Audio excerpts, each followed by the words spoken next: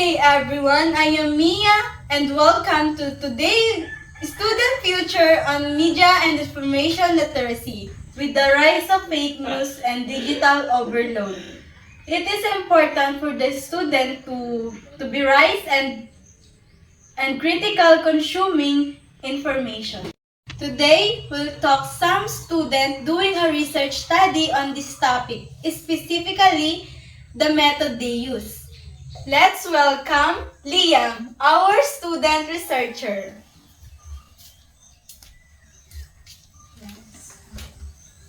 Hi Mia, thanks for having me. Your study title is Media and Information Literacy among the Senior High School Student of Tagum National High School.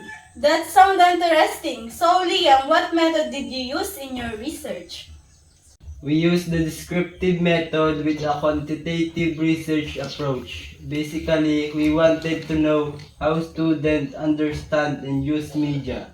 So we designed a survey questionnaire and distributed it to selected grade 11 and grade 12 students. Why did you choose that method? Well, descriptive research helped us get a clear picture of the current situation.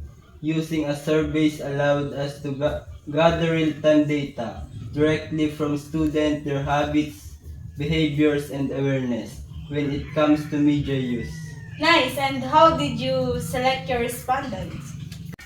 We use purposive sampling, meaning we choose respondents who are active on social media, use digital platforms for academic purposes. This way, we're sure they had experience with the media consumption.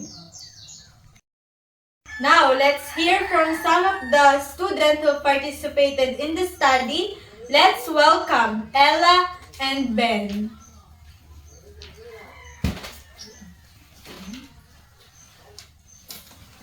Ella, you were one of the respondents, right? Yes, I was remember answering question about how often I fact check information and where I usually get my news.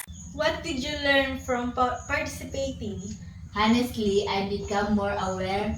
I realize sharing online without always checking the sources. Now, I double check before posting anything. How about you, Ben? Similar, I thought I was media literate, but after the survey, I noticed sometimes purport, clickbait, headlines. It made me want to think twice before acting or sharing. Great insight. To wrap it up, Liam, what's your message to other students about media information literacy? Don't believe everything you see online. Check the source, think critical, and always ask, is this reliable? Being informed is not just a skill, it's responsibility.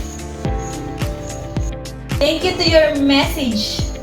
And thank you to our guests and to everyone watching. Stay smart, stay safe, and stay media literate. Bye and thank you!